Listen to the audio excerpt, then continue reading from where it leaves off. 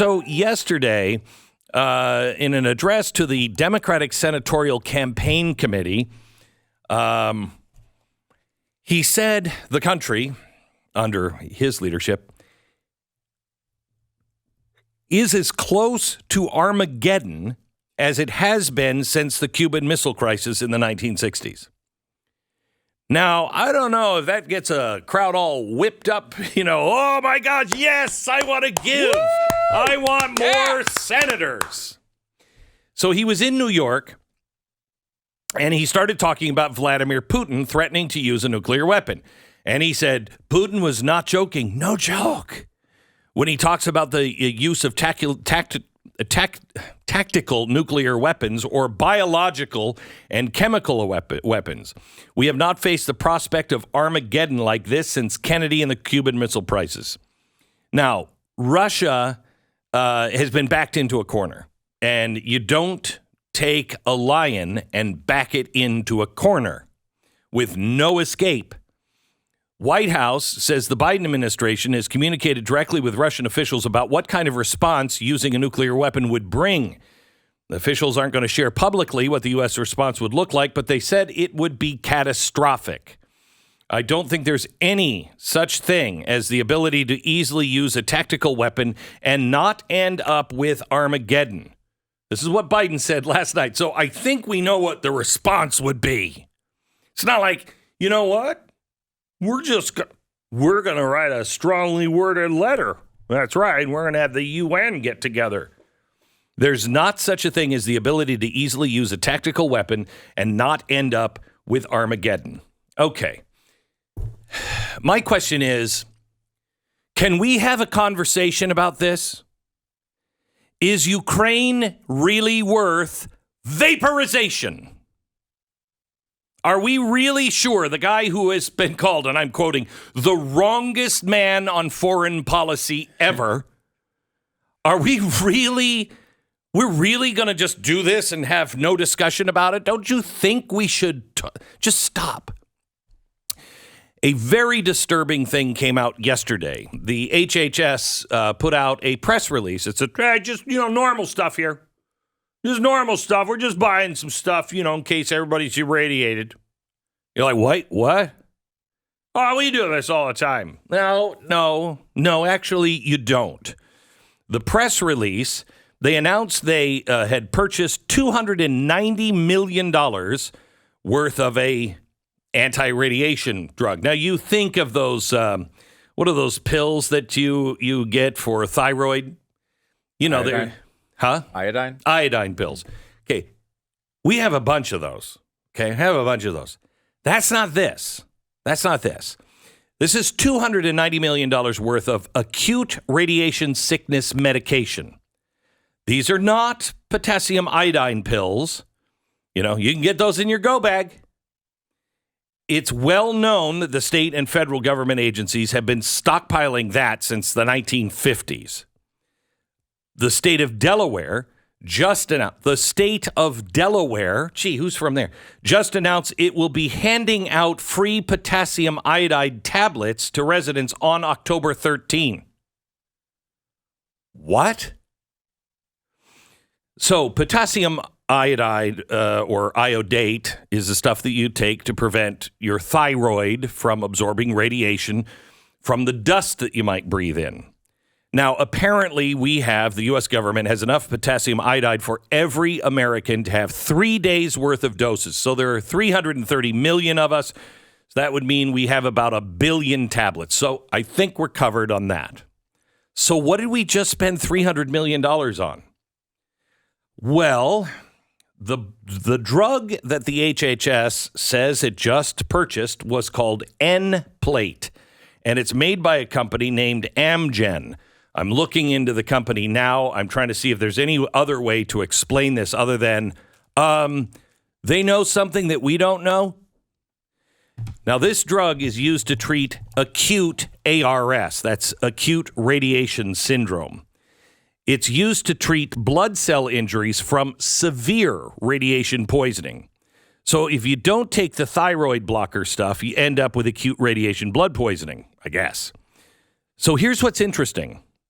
Until this press release, there is no evidence of any kind that our research team could find that Health and Human Services have ever had anti-radiation poison medication just sitting around on hand. We don't carry a stockpile of this. Now, here's the other interesting thing. If you look at the MDSS, the Material Data Safety Sheet, and you look for this drug from Amgen, the storage half-life for end plate, which is in an IV bag, is required to be refrigerated at all times, and it only has a shelf life of 18 months. Why did we just spend $300 million on something we've never purchased before? It is for serious radiation poisoning. It has to be refrigerated at all times. And it only has a shelf life of 18 months. This isn't some pill that we're buying and tossing into some warehouse and store it for the next 50 years. This drug goes bad in 2024. Now, we have stuff like that. Insulin has to be kept cold until it's used, and it lasts as long as about the average goldfish. And our government just bought $300 million of this stuff. Why? I can come up with two answers. Now, we are researching this. This is based on initial research, so things could change. But the two things that I think of is, who's Amgen? What did we just give $300 million for? Who's this company? How are they connected? Are they connected? Is this another pharmaceutical company that... Okay, that's the first one. I don't really think that's right.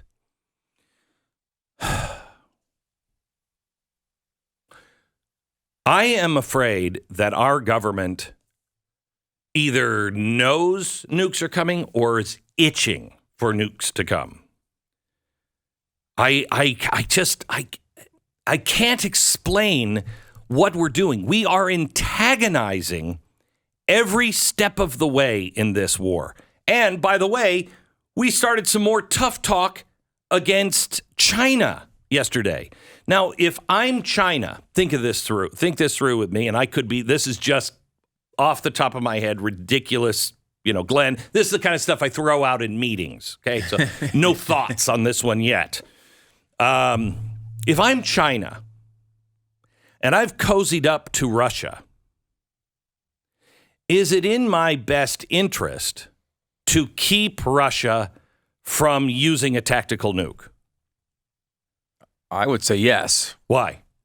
Because you don't want to start a world war and wipe out not only the global economy, but something that could obviously spread to your country as well. Right. Okay. So MSNBC is reporting right now, Biden warning about nuclear Armageddon.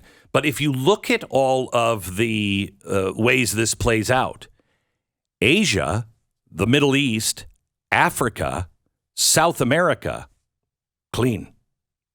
Nothing happens to them. Okay? It's just nuclear nightmare. Global warming to about 7,000 degrees in Europe, Russia, and the United States. Now, you need them as buyers, but what will they need? They will need to rebuild. And remember who rebuilt Europe? We did. And did that work out well for us or not so well? If you're trying to destroy the United States, you think long term. They've got a plan to destroy the United States. But wouldn't it be easier if somebody else destroys the United States and, in the same time, it takes out their other competition of Vladimir Putin? And it just kind of cleans everybody's clock. And, gosh, the world will need help. And, well, we'll have to rebuild it. And, gosh, we have the ships and everything. And well, now we have Taiwan, so we have all the chips, too. And we'll go in there, and we're not occupying. No, we're not occupying. We're just rebuilding. We're helpers. Now, that's a crazy out there theory based in nothing but my own, fiction writing skills. But I don't know if China is really all that opposed to this. Have your enemies wipe each other out. So here we are with Zelensky yesterday speaking at an Australian tank conference. I don't even know what a tank conference is. Is that where they're selling tanks? They all get together and like, hey, let's talk tanks. Tankathon. Yeah, I don't know. But anyway, he suggested that NATO should engage in what he calls preemptive action to dissuade them for using their nukes against Ukrainian soldiers. And he said we should attack them first and show them what sort of things would happen if they choose to use nukes. Now, I don't know if I've said this yet. I mean, for a while. And maybe we should, like a cuckoo clock at the top of every hour, just remind people Zelensky was a comedian. Zelensky was a comedian. It's like if we elected, Guilford Godfrey or Martin Lawrence and like, hey, should we nuke them or should we use F-35s? Nah, maybe F-35s or F-18s. What do you think? I don't know. I mean, what are we doing? Now, we have a comedian telling us how we should respond. We then have the Pentagon, who brought us the wonderful debacle of Afghanistan, put us into this confrontation, is currently flexing its muscles. The Pentagon yesterday said, you know what? If China blocks the trade route with Taiwan, don't worry about it. We have the air and sea power to break that blockade. What? Am I the only person in America that says, let's not go to war? This election is vital. It is the most important election. Shut up. We have a president who says, we're close to Armageddon. The guy doesn't know what time it is for pudding. And he's telling our Pentagon, the guy who's wrong about everything, telling our Pentagon what to do, and our Pentagon has completely lost their mind. We are watching a play, except this time, it's a whodunit murder mystery. Let's go to the play, except the ones who get killed are the audience. You've got to go out and vote. Because if you don't, you're going to have another really, really deeply trained brain like Fetterman. Oh, by the way, I just want to let you know, the Army has fallen short of their recruiting goal, but only by 25%. Oh, really? Yeah. That's good. Yeah. Good news. Good news. So, quick question on your theories here. Okay, because I can understand why I sensed a little bit that you went to many negative conclusions. Let's start at the beginning. Why does the president give a speech at a fundraiser and like, hey, we're so close to Armageddon? Right. And then you add on the fact that we're buying all this anti-radiation medication. That expires in 18 months. So in a let me just put this in a different world. Okay, all right. For just a second. Like a sane one? Let's say we were in a sane world. Okay, we're not, but okay. And we're in a situation where we believe the right thing to do is to stop Russia from advancing. Uh-huh. We're on Ukraine's side. We're funding them with missiles. Mm-hmm. And some really smart person in the room says, hey, guys, like, this could spin out of control. We should, first of all, consider whether we should continue to do this the way we're doing it. Mm-hmm. And secondarily, we should start preparing for the worst, right? Mm-hmm. Mm-hmm. And if we, in this different world, there was an attack, then we wind up getting nuclear weapons falling on our territory. We want those ventilators. We would say, right. Yeah. We would say, hey, what a bunch of idiots in the White House for not purchasing this medication in advance. I'm with you. Right? I'm with you. So could you make the argument that in a different world with a different administration, they're acting competently here and preparing for a worst-case situation. I could even argue that in this world. Really? I could. Now you have to ask yourself, then why aren't we having wall-to-wall conversations about nuclear war? Because if they're taking it seriously enough to spend $300 million on medication, I have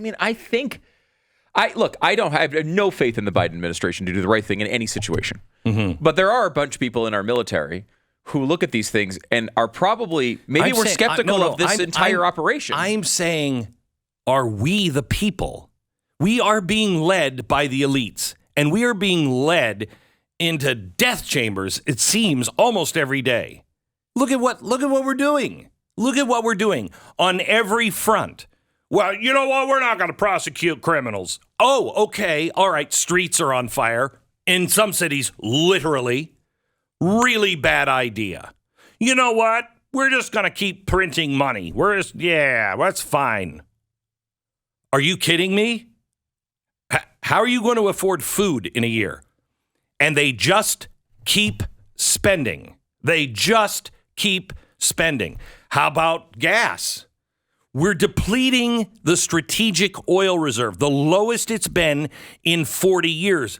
That not only ties to what we're doing with gasoline and, the environment, but it also goes right directly to war. The strategic oil reserve is for that. So he's saying we have Armageddon possibly coming, and 25% of our goals not being met for recruiting people in the military, and we are depleting our strategic oil reserve. Shouldn't we have a conversation about this? Shouldn't half of America, who is only watching CNN and all of the New York Times, shouldn't they be involved in this? Shouldn't they know? Shouldn't they know? Shouldn't somebody be talking on those channels going, hey, guys, I just want to let you know, here's the real picture. Now, what do we do about it? They're not having that conversation. The Glenn Beck Program. They're hearing Putin, bad.